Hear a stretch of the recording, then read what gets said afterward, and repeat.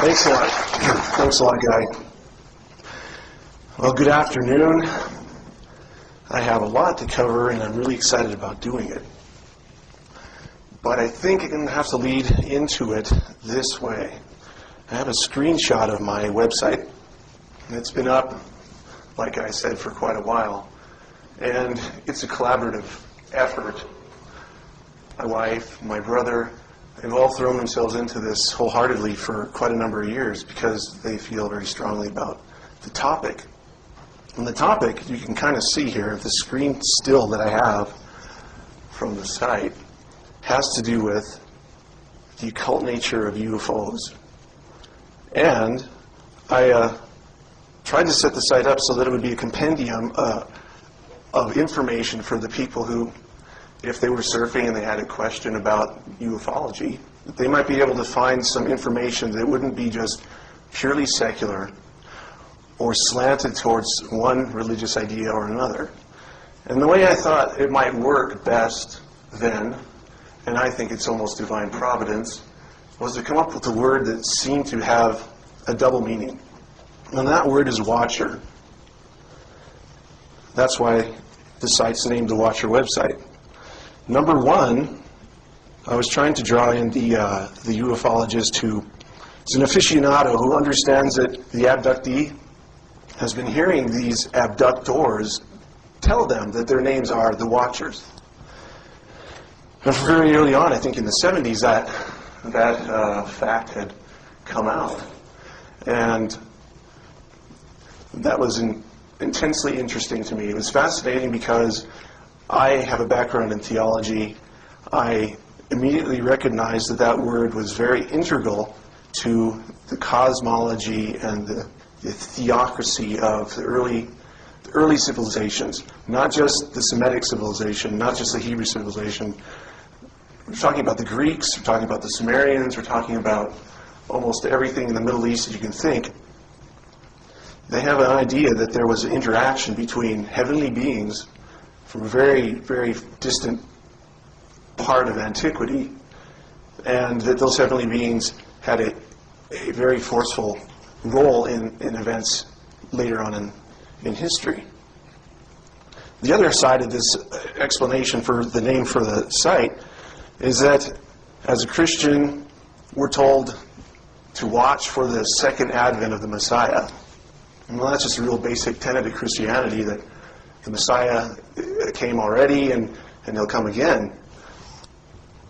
And around this understanding that the Messiah comes again is a whole body of study, eschatology, the science of things that will be, that outline what world events will be taking place. Now, this Bible prophecy, this scripture prophecy, talks about a recapitulation, a repetition of what happened, especially in antediluvial times. The word that's used talks about the time before Noah. And there's a lot of speculation about what time that was. However, on my site, we talk about these things, and we have secular viewpoints, we have theological viewpoints that cover hundreds of years of research. But I think the name Watcher is very integral to this whole point, this whole lecture that I'm going to give you, because if we understand who the Watchers are as they themselves explain, both in the past and now in the present, we'll get a very clear view of what the UFO phenomena is, a glimpse into even Cereology, the study of crop circles, and most especially the connection between Mars and Earth, and whether or not there are artificial structures on Mars, like Richard Hogan contends, and I think he does so with a lot of merit. So, here we go. I'd like to direct you to this little guy right down here. He's a classic alien gray. My brother actually drew this picture and copied it later on after he was inspired through a talk we had about Philip Corso's book, The Day After Roswell. And the whole idea was that in his book he said that the Roswell crash did happen. Our Air Force did recover pieces of this craft, and that they were quickly classified. And then later, he came across documents that detailed how all these parts were put back into the private sector of our economic infrastructure, so that they could be back engineered and then put into technology that we're using today, like this, like my computer, integrated circuitry, and that sort of thing.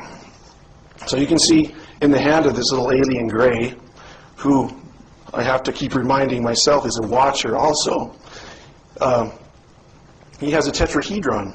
And that was a little later. We put this in about 1997. It was a link to go to my brother's encryption privacy shareware, which was something he had developed on his own. It was just an encrypt email so no one could read them. And it was actually a pretty good privacy shareware that he had set up. But it was kind of a tongue-in-cheek sort of ploy to put an alien purveying this type of technology. And the tetrahedron connects to Richard Holden's work with the angles that are measured in the Cydonia site on Mars, these intelligent angles, these designs that seem to repeat a tetrahedral geometry. And a tetrahedral geometry, of course, the first of the Platonic solids, which this alien is holding, is indicative of that idea. And this is a close-up view of it. Here's this is the original picture.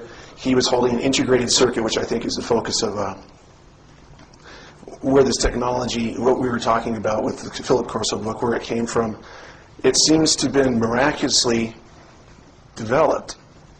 Then the more my brother talked about just how intricate these sort of things were, how the chemical makeup of this chip seemed to be so random that it really did make a lot of sense. It sounds fringe and loony, but we were still doing this kind of as a ruse.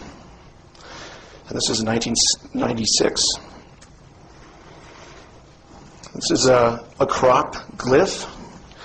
You can see calling them crop circles because it's clearly not a circular structure except for the thing that this alien's holding. But it appeared in 2002, August 14th, outside of Winchester, England.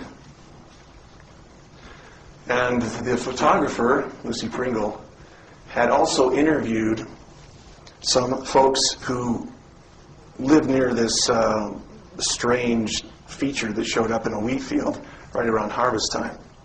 And they had witnessed lights swirling around and then zooming into the sky, and also strange pulsing noises that they assumed were a generator or maybe a helicopter. But this feature is huge. It's about 390 feet tall by 240 feet wide. And the circular feature that this alien gray is holding, this watcher is holding, is about 100 feet across. You can see the tractor lines here, the little roadway, and you can get some idea of the scale. What's amazing about this feature is its similarity to the Ultratech symbol that my brother had put up on my site. I thought it was significant, although I had some reservations, because I want to keep a mind that isn't delusional. And I decided that maybe I would put it aside and wait till some inspiration hit me if it actually did have some merit with my research. Although now I'm finding that it does, and it surely did. Here's some folks walking around in the disk, as you can see here. This thing, they're walking around and studying it. And it actually has some remarkable features. It was actually a readable code in the disk. It was called ASCII text. And that just stands for American Standard Code for Information Interchange. It was an American code developed in the late 60s. What happens with this code is it's a system of binary, 8 digits, zeros or ones, which make one symbol, and it's all correlated to a keyboard for a computer. So if you type A, it'll be 001110, something like that. It depends on what the letter is.